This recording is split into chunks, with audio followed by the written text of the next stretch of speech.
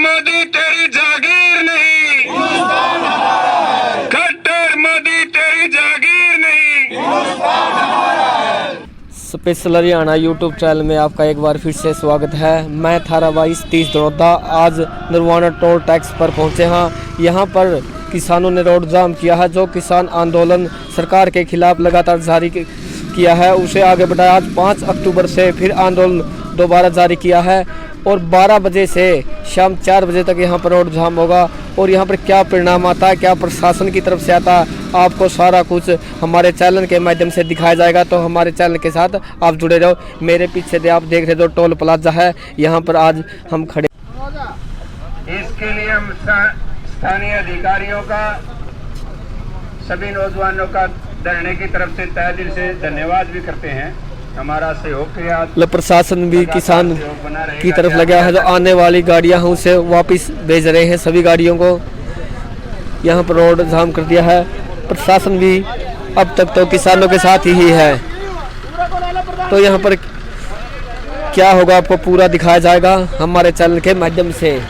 तो ये आप देख रहे हैं जो साधन है वो वापस भेज दिए गए हैं पुलिस प्रशासन ने।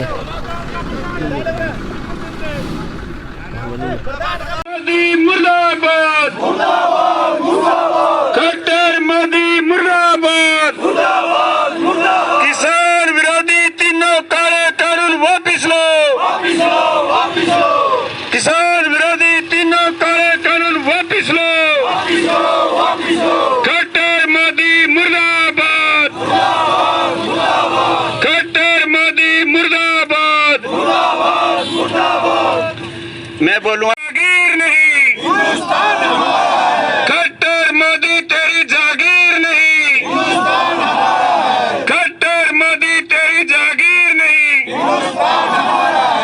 मैं बोलूँगा जो किसान मजदूर की बात करेगा, आपने कहना देश पर राज वही करेगा।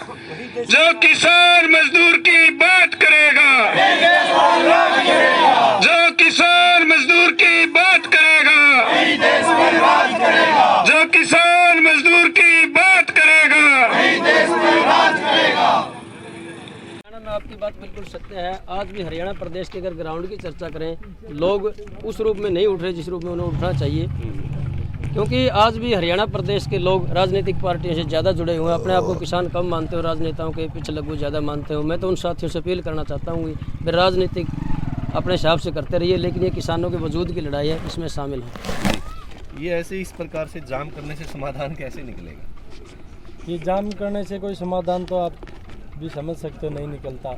लेकिन जो एक सरकार के पास मैसेज आएगा कि इतने दाने आज हरियाणा में लगे हैं, इतने लोग, ये सब रिपोर्ट जाती है। लेकिन जो लोग हैं वो भी सोचेंगे कि ये जो रोडों पे बैठे हैं आज, ये किसके लिए बैठे हैं। हर आदमी सोचने पर मजबूर हो जाएगा और एक न एक दिन सब किसान, मजदूर, व्यापारी जितना है वो सड़कों पर आ जाएगा और फिर इस सरकार की चूल्हे हिल जाएंगी। इनको पता चल जाएगा कि किसानों की एकता कैसे रंग लाती है। आप आने वाले दिनों में देखना, अगर यही हालात रह गए, सरकार ने कोई कानून अध्यादेशों में कोई फेरबदल नहीं किया और मंडियों में ये जीरी नहीं बिकी किसानों की, आने वाले दिनों में सब लोग रोड पे आ जाएंगे और फिर सरकार सोचने पे मजबूर हो जाएगी कि अब क्या किया जाए।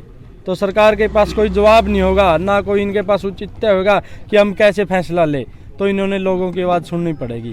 तो जिस प्रकार से रोड जाम किया है, संख्या कम, इसका क्या कारण है? काम का सीजन चल रहा है सर। इसमें हम एक बात कहना चाहते हैं, जहाँ तक संख्या का सवाल है वो संख्या जुड़ी होती है मानसिकता से, विचार से। क्योंकि जिस दिन हमारा विचार पंजाब के किसानों की तरह हम जागरूक होंगे तो निश्चित तौर पे हमारी संख्या भी बढ़ेगी, हमारी ताकत भी बढ़ेगी।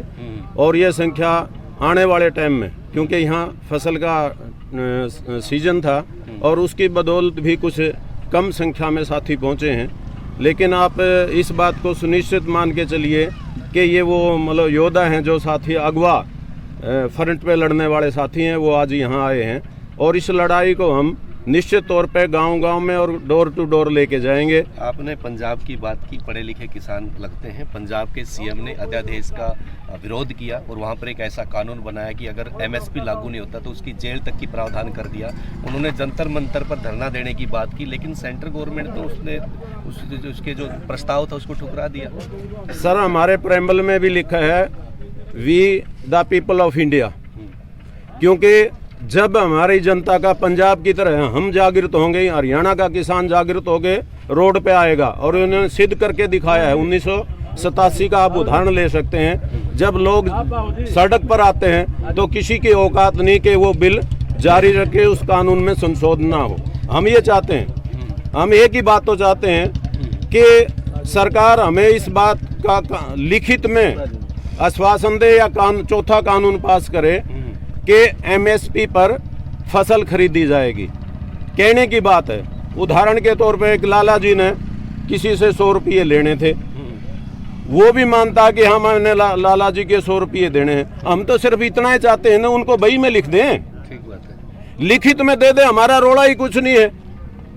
और इसलिए ये आंदोलन जो आज थोड़ा दिखाई देता है, कम दिखाई देता है। पहले बात तो हम शांति प्रिय, बिल्कुल शांति प्रिय तरीके से इस आंदोलन को, क्योंकि ये आंदोलन आगे बढ़ेगा और हमारा जो सामाजिक ताना बाना है उसको बनाए रखते हुए हम इस आंदोलन को और ज़्यादा गति देंगे आने वाले समय में। क्योंकि हम 9 तारीख को हरियाणा के जितने 34 के 34 संगठन हैं, वो 9 तारीख को करनाल में जो है सीएम का घेराव करने जा रहे हैं। और ऑल इंडिया लेवल पर हिंदुस्तान के 300 जो संगठन हैं किसानों के, वो 26 और 27 नवंबर को दिल्ली को घेरने के लिए जा रहे हैं। तो बड़ी जानकारी निकल कर ये आती है कि 9 नवंबर को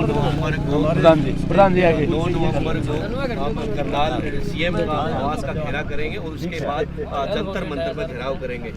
कुल सिंह जी भी हमारे साथ पहुंच गए, बड़े ही जुझारू साथी हैं। सर स्वागत है। किसान एमएसपी की बात कर रहे हैं कि एमएसपी लागू हो जाएगा। क्या एमएसपी लागू होने से किसान समृद्ध हो जाएगा? ऐसा है कि ये जो 3 कानून बनाए गए हैं ना, अगर ये कानून व्यावहारिक तौर पे लागू करती है सरकार, एमएसपी का कोई अर्थ ही नहीं बचेगा, कोई खरीदार नहीं आएगा। और एमएसपी कागजों में लिखा रहे, जब कोई खरीदार नहीं होगा, सरकार खरीद से पीछे हट जाएगी, तो इसके मायने क्या है? आज भी हालत क्या है? सरसों का एमएसपी क्या था, किस भाव बिकी? बाजरे का क्या था, किस भाव बिका? आज कपास का भाव क्या, किस भाव बिक रही है? एमएसपी कागजों में लिखने से नहीं। किसानों की आज पूरे देश के अंदर ये मांग है कि डॉक्टर स्वामीनाथन आयोग के मुताबिक आज जो C2 जो कॉस्ट है, कंप्रीहेंसिव कॉस्ट जिसको कहते हैं, यानी किसान की मजदूरी से लेके जमीन के ठेके तक लगा करके आज जो पैदावार का खर्चा आता है, तो उसमें 50% जोड़ करके अगर किसी फसल को पैदा करने में 200 रुपए क्विंटल का खर्चा आता है प्रति क्विंटल, तो कम से कम उसको 300 रुपए मिले तभी तो वो बचेगा। उसके मुताबिक ये एमएसपी तय की जाए और सरकारी खरीद की गारंटी हो। यही एक नुक्ता है, इसके अलावा और कोई रास्ता नहीं खेती को और किसान को बचाने का। चाहूंगा नेता, जो भी साथी लाइव तस्वीरों में टुडे न्यूज पर जुड़े हैं, सबसे निवेदन करता हूं किसानों की आवाज के लिए ज्यादा से ज्यादा इस वीडियो को शेयर करते रहें। जैसे आपने बात की कि एमएसपी निर्धारित हो जाए, किसान की आय दुगना करने की बात माननीय प्रधानमंत्री जी करते हैं कि 2022 तक आय दुगना कर देंगे।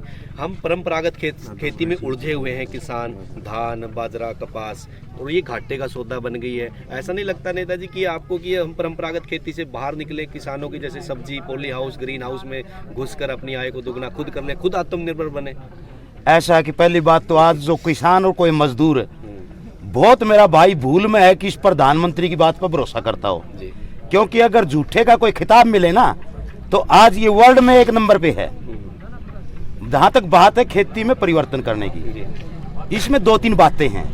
एक बात तो ये है कि परिवर्तन कोई किसान के इच्छा पे निर्भर है। कुछ इलाके ऐसे हैं कि जहां धान ही हो सकता है, कुछ इलाके ऐसे हैं जहां गन्ना हो सकता है, कुछ इलाका है रिवाड़ी पलवल साइड का बॉर्डर का इलाका जहां बाजरा ही होता है। सवाल ये नहीं है कि अगर फसल चक्कर बदलवाना है तो फसल चक्कर बदलवाने के लिए भी किसान को प्रोत्साहित करना पड़ेगा। ये नहीं कि किसान ने कुछ बो के नहीं देखा। आज गन्ना बो रहा है, आप गेहूं और धान की बात करना चाहते हो ना, आज गन्ना बो रहा है किसान। 6 साल से 1 रुपया गन्ने का रेट नहीं बढ़ा आज तक। 6 साल से 1 रुपये रिकॉर्ड की बात है ये। कैसे गन्ना बोएगा आगे? आज सब्जी की बात है, किसान जब पैदा करता है, प्याज लगाता है, आज किसान का प्याज 2.5 और 3 रुपये किलो बिका है। लेकिन ये गोदाम में जाने के बाद, इन कॉरपोरेट घरानों के कब्जे में आने के बाद आज प्याज जिसका भाव ही नहीं को 50 से लेके 100 रुपये किलो बिक रहा है। तो इसलिए फसल बदलने से आपको देखा नहीं, यहाँ पिछली बार गाजर सड़कों पे ऊपर डाली गई, गोभी सड़कों पे डाली गई, आखिर बोए क्या ये बता देना।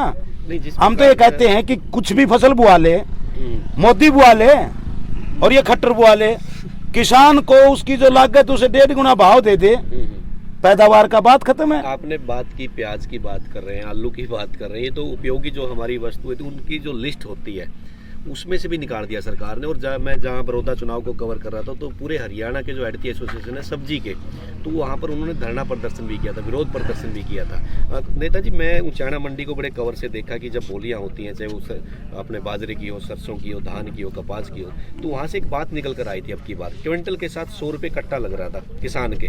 तो उसमें कहीं ना कहीं आड़ती जो एसोसिएशन है वो भी साथ मिल जाती हैं, तो कहीं ना कहीं किसान को तो चारों तरफ से घेर लिया गया। जब किसान आड़ती पे विश्वास करे, सरकार पे करे, कैसे करे? ऐसा है कि किसान की तो मजबूरी है, मंडी में डेयरी ला के डाल देता है, 4 दिन तक वो बिके ना, तो किसान की एक पाँव खेत में होता है, एक घर में होता है, एक मंडी में होता है। कैसे एक में से 3 आदमी तो बन नहीं सकते, उसने पशु भी संभालने हैं, धार भी निकालनी है, खेत में पानी भी देना है, ट्यूबवेल भी चलाना है, बच्चे भी संभालने हैं, कहाँ जाए। 4-5 दिन में परेशान होके किसान को मजबूर होकर ये कहना पड़ता आड़ती से बिकवा दे कि किसी तरीके से बिकवा दे यार, मेरा पेंडा छुटवा दे। ठीक बात है। या ये है व्यावहारिक बात। नहीं, वैसे आड़ती के संरक्षक में किसान सुरक्षित लगता है आपको?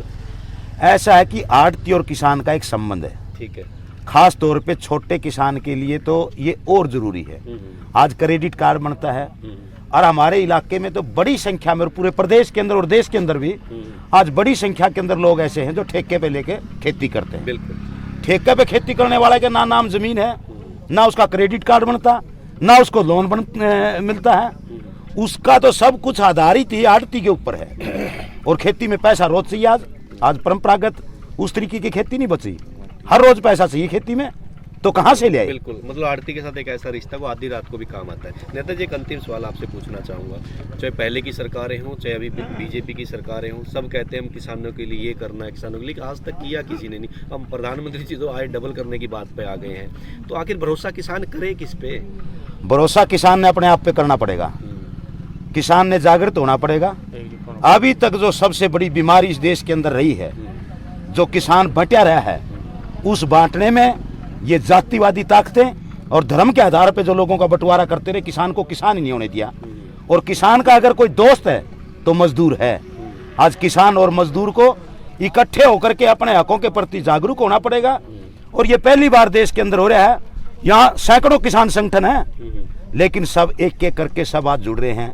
अभी दिल्ली के अंदर मीटिंग हुई 27 तारीख को, और ये तय किया, पहले 250 किसान संगठन थे, 50-60 उसमें और मिल गया आके, यानी आज तमाम लोग इकट्ठे हो रहे हैं। ना कोई इस बात को देखता इसका झंडा क्या है, इसका निशान क्या है, इसकी राजनीतिक प्रतिबद्धता किससे है।